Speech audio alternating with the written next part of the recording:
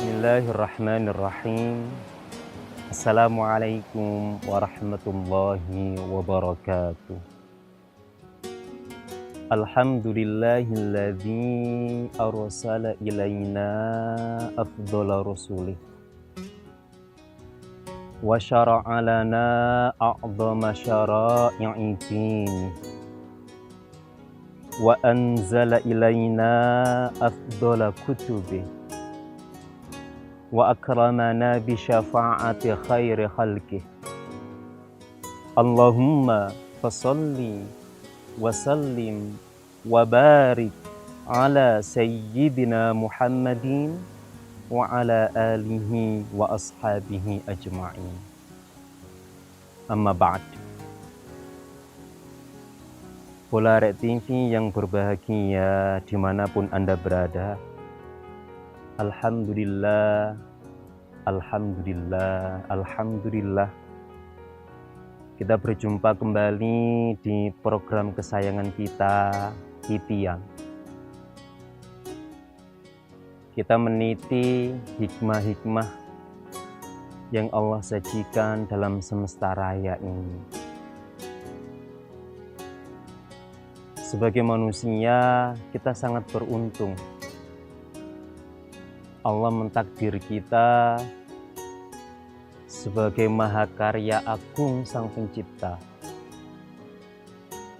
yang diberikan mandat untuk memakmurkan semesta raya, bumi.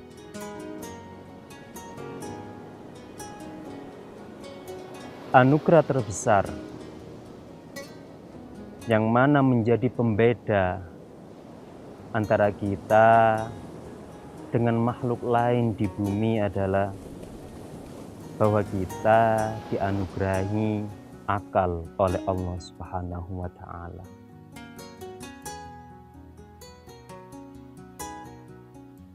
Makanya para filsuf itu mendefinisikan manusia itu sebagai hayawanun natiq. Manusia adalah hewan yang mampu berbicara.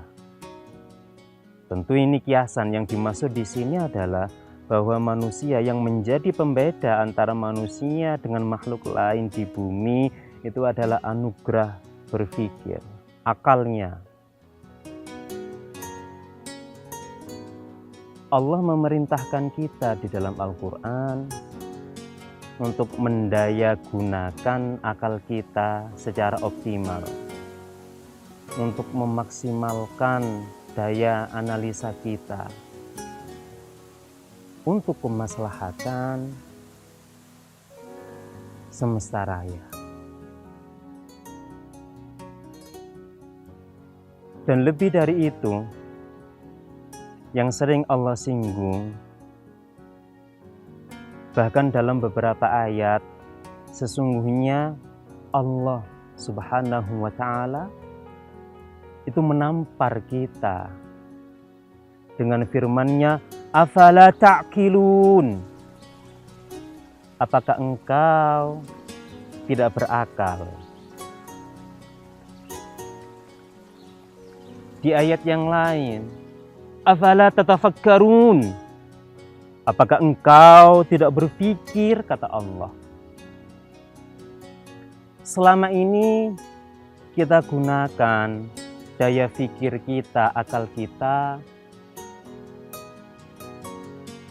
terhadap sesuatu yang orientasinya itu lebih pada duniawi.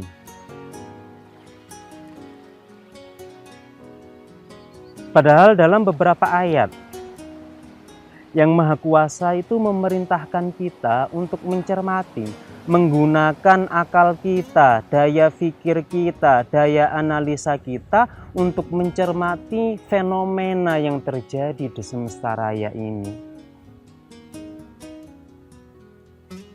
Tersebutkan dalam surah Al-Baqarah ayat 164 dan juga di surah Ali Imran ayat 190. Inna fi khalqis samawati wal ard Wakhtilafil laili wan nahari laayatil liulil albab. Di surah Ali Imran 190. Sesungguhnya di dalam proses penciptaan langit dan bumi itu ada ayat di sana. Itu ada tanda di sana. Tanda kebesaran Allah. Tanda betapa Allah itu sangat kuasa menciptakan segalanya dan mengatur sedemikian rupa selarasnya. Tapi pada faktanya kita jarang sekali mendayagunakan pikir kita itu untuk mencermati itu semua. Karena saking biasanya kita menyaksikan fenomena semesta alam, saking seringnya kita menyaksikan fenomena pergantian siang dan malam, sehingga itu menjadi sesuatu yang biasa, nggak spesial bagi kita. Tapi kembali lagi kita diingatkan oleh Allah di surah Ali Imran 190, Inna fi khalqis samawati wal ardi wakhtilafil laili wan nahari laayatil liulil albab. Ayo deh kita cermati semesta raya ini untuk menjawab seruan Allah tadi itu loh. Mohon maaf bolo, afala ta'qilun itu kalau diterjemahkan bebas dengan bahasane bolo, kira-kira ngene, kon gak duwe utek.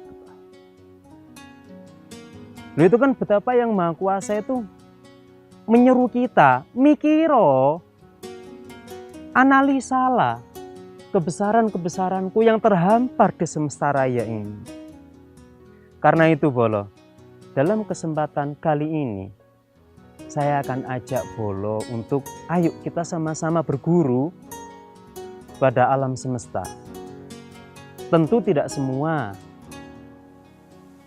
Ya nanti kita ambil beberapa hal dan kita cari sisi aplikatifnya dalam kehidupan ini. Jangan kemana-mana bolo. Kita lanjutkan. Tetap di Titian.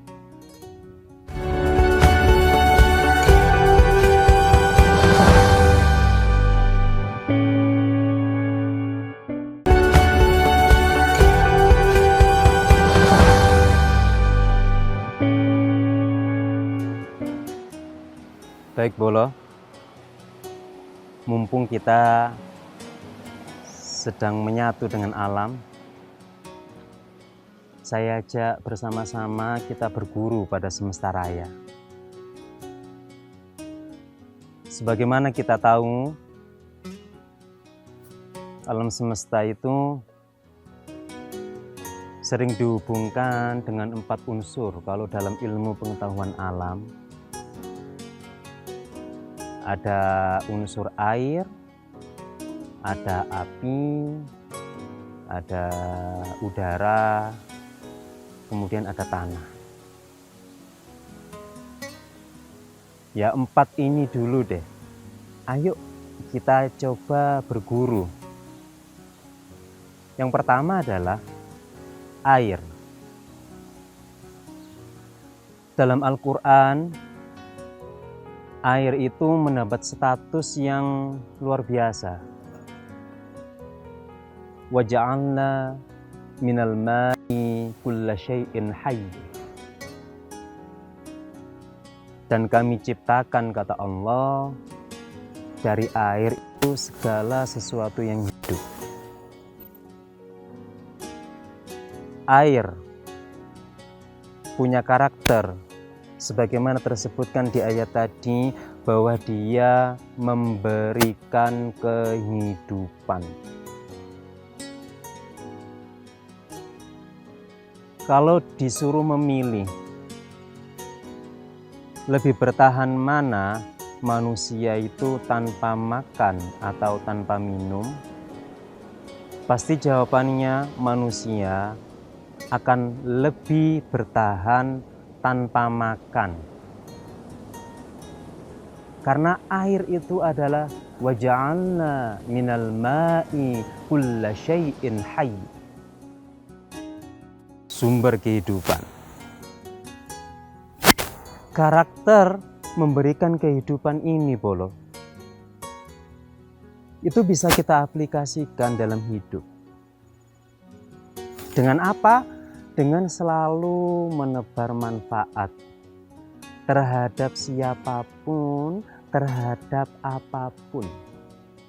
Jika manfaat materi tidak sanggup kita berikan, kita bisa memberikan manfaat berupa sumringah di setiap keadaan. Bolo sendiri kalau sedang ketemu orang yang mohon maaf raut wajahnya itu kusut, sumpek, itu pasti akan mengesankan tidak nyaman. Nah, sumringah itu bagian dari kebaikan. Makanya baginda Nabi Muhammad SAW, beliau menyabdakan, tabassumuka fi wajhi akhika sadaqah. Senyum merekahmu terhadap saudaramu itu merupakan sedekah. Karakter air memberikan kehidupan, memberikan kemanfaatan, kita aplikasikan dalam hidup. Semampunya kita harus mampu menebar kemanfaatan. Secara materi mampu lebih baik, materi tidak, silahkan dengan menebar senyum. Atau sekurang-kurangnya gak nggarai uang mangkel lah, itu sudah bagus, Bol. Yang kedua, karakter dari air adalah dia mengalir dari tempat yang tinggi pasti menuju tempat yang lebih rendah. Dalam hidup, seberapa tinggi nanti Bolo itu ditakdir sama Allah, punya status sosial, punya jabatan, punya kedudukan, punya pengaruh, punya apapun, tetap selalu tawadhu, tetap seperti air, peduli kepada mereka yang di bawah dan tidak jumawa. Air, dua karakternya, menghidupi, bermanfaat. Yang kedua, mengalir dari tempat tinggi ke tempat yang rendah. Dua saja, Bolo. Sesungguhnya banyak karakter air ini yang bisa kita adopsi untuk kita aplikasikan dalam hidup. Berikutnya, setelah air ada api. Sifat umum dari api adalah membakar. Dan membakar ini identik dengan sesuatu yang merugikan. Tapi dalam kesempatan lain, membakar itu, contoh api difungsikan untuk membakar sampah misalkan. Maka api berguna. Ini kita bisa ambil pelajaran. Sampah adalah suatu noda lingkungan. Begitupun dengan kemungkaran di sekitar kita. Jika kita dihadapkan pada kemungkaran dalam hidup ini, maka kita harus mampu mereduksi kemungkaran itu, bahkan kalau bisa menghilangkan. Tentu sesuai SOP yang Allah berikan. Ud'u ila sabili rabbika bil hikmati wal mau'izatil hasanah.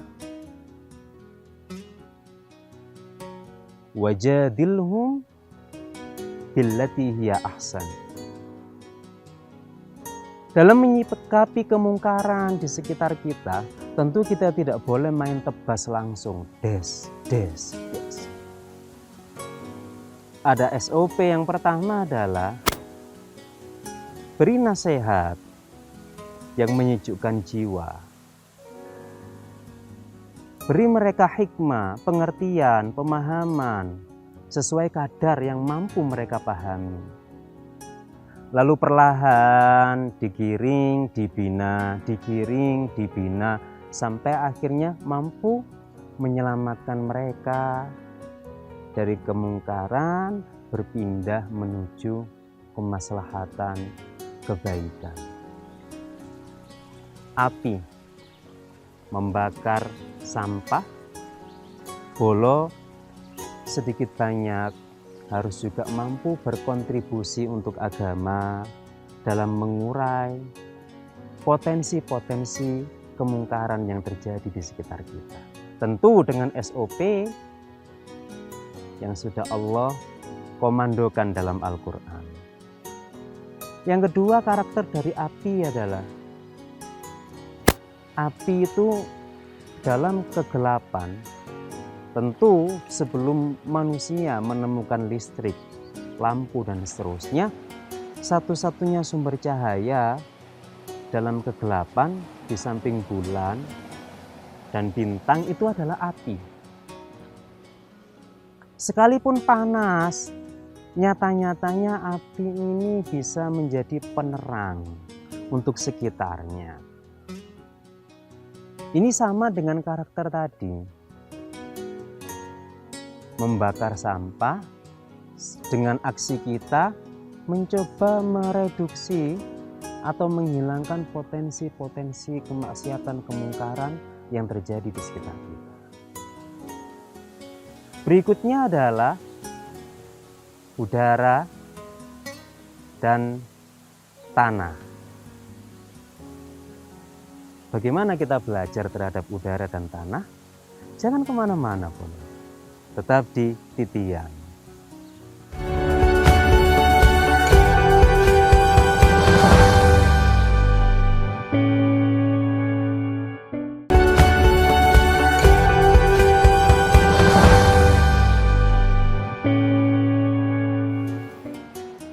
Selanjutnya kita akan berguru kepada dua elemen semesta raya.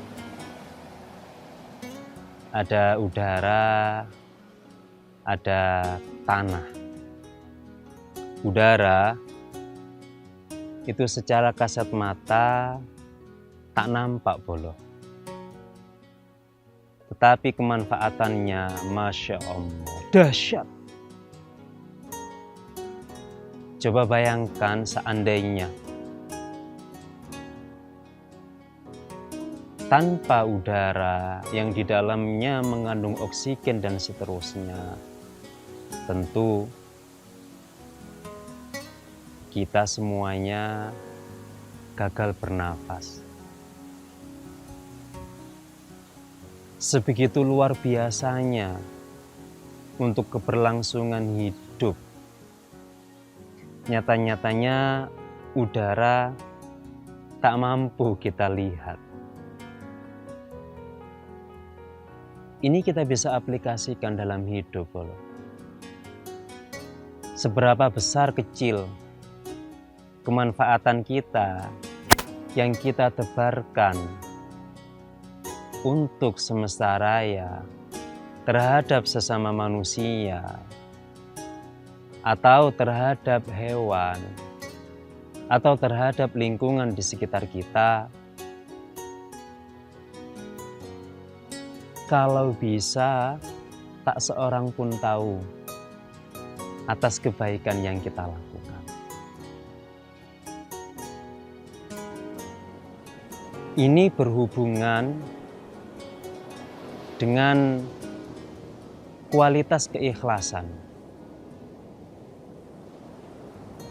Bukan berarti yang mampu berbuat baik, tangan kanannya berbuat baik, tangan kirinya tidak, itu yang ikhlasnya top, belum tentu. Nah, kenapa kita diminta sama baginda Nabi itu untuk melatih, jika tangan kanan engkau melakukan kebaikan, sedekah, usahakan tangan kiri tak tahu. Itu adalah proses latihan sesungguhnya untuk mencapai kualitas ikhlas yang top.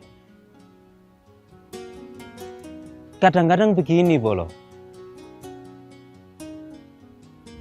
Beberapa orang mengklaim diri itu sudah ikhlas. Contohnya begini. Mohon maaf. Ada seseorang ingin sedekah untuk pembangunan masjid. Kemudian atas nama ikhlas, dia minta kepada pengurus untuk tidak mempublikasikan namanya sebagai donatur. Pak Takmir, tulis saja ya, hamba Allah. Oh iya. Kenapa Pak memangnya? Oh enggak. Saya khawatir kalau ditulis nama saya itu banyak orang menduga saya sedang pamer atau riya. Loh, ini mungkin pernah dirasakan oleh Bolo. Jadi, ojo kondo-kondo yo. Opo osilek kondo-kondo? Engko dikira riya, dikira pamer. Begini Bolo ya. Ini baik secara latihan. Tapi secara hakikat ini tuh belum masuk kategori ikhlas sama sekali. Ikhlas itu adalah ketika hati, pikiran Bolo plus gak kepikiran apa-apa. Dan ikhlas itu adalah amalun qalbi, suatu aktivitas hati yang tidak bisa diukur oleh aktivitas jasmani. Artinya bukan jaminan ketika ada orang mendermakan hartanya untuk apa, kemudian dia request untuk tidak disebut nama, tidak ada jaminan kalau yang bersangkutan itu sudah ikhlas sepenuhnya. Loh, katanya disuruh menyembunyikan. Sebagai latihan, memang disuruh menyembunyikan. Tapi sebagai keikhlasan yang kita latih adalah kalau sudah dilakukan noreken, babah engko diumumno, babah engko ditulis jenengku, babah gak ditulis, gak peduli. Itu baru ikhlas, Bro. Ada satu statement dari seorang sufi besar, Al-Imam Ibnu Athaillah Al-Iskandari. Man athbata annahu mutawadi' fa innahu mutakabbirun haqqa. Siapa orangnya yang mengklaim dirinya itu sudah tawadu, justru dia itu sedang sombong yang sesungguhnya. Loh, kok bisa begitu? Begini, contoh tadi ya, Pak Tamir jangan tulis nama saya. Loh kenapa Pak? Nanti kalau ditulis nama saya, diumumkan nama saya khawatir dikira orang itu pamer. Ya, coba bayangkan, belum tentu loh kalau seandainya diumumkan orang, belum tentu orang itu akan berpikiran seperti itu. Gampangannya ini, gorong tentu terjadi, tapi sudah merasa pede bakal terkenal. Loh iya kan? Ojo ditulis Pak Tamir jenengku. Napa Pak? Nanti saya ndak enak kalau orang dengar dikira saya pamer atau dikira saya riya. Loh ini kan belum terjadi. Dia itu terkenal gara-gara berderma, tapi dia sudah pede di awal. Makanya Imam Ibnu Athaillah Al-Iskandari itu menyebutkan siapapun yang mengklaim diri tawadhu, justru dia yang sombong sebenarnya. Jadi berderma untuk tidak diketahui orang, itu dalam rangka riyadhah bolo, dalam rangka latihan, sampai pada gilirannya ikhlas itu terbentuk, bah ketok bagak ketok nureken selamat bolo ikhlas. Itu udara, gak ketok tapi kemanfaatannya jos. Yang berikutnya adalah tanah, di mana tanah ini punya karakter, meski diinjak, meskipun dibawa, dia tetap tulus, mangku kita semuanya. Ini bisa kita aplikasikan dalam hidup bolo. Seandainya pun ada orang itu yang mendolimi kita, memang dalam syariah itu boleh ketika ada orang zolim ke kita, kita membalas setimpal dengan apa yang dia zolimkan ke kita. Tapi ingat, dalam satu ayat, di antara karakter orang yang bertakwa adalah wal kadhiminal ghaidha, yang mampu menahan di saat mampu membalas kezaliman. Seperti tanah, diinjek-injek, diapa-apakno, tetap ikhlas, rela untuk dijadikan pijakan, rela gendong Anda semuanya. Demikian bolo 4 unsur dari semesta raya yang bisa kita jadikan guru dalam mengarungi samudra kehidupan ini. Terima kasih telah menyaksikan, semoga bermanfaat. Jumpa kembali di program titian berikutnya. Ihdinas siratal mustaqim. Wassalamualaikum warahmatullahi wabarakatuh. Arek TV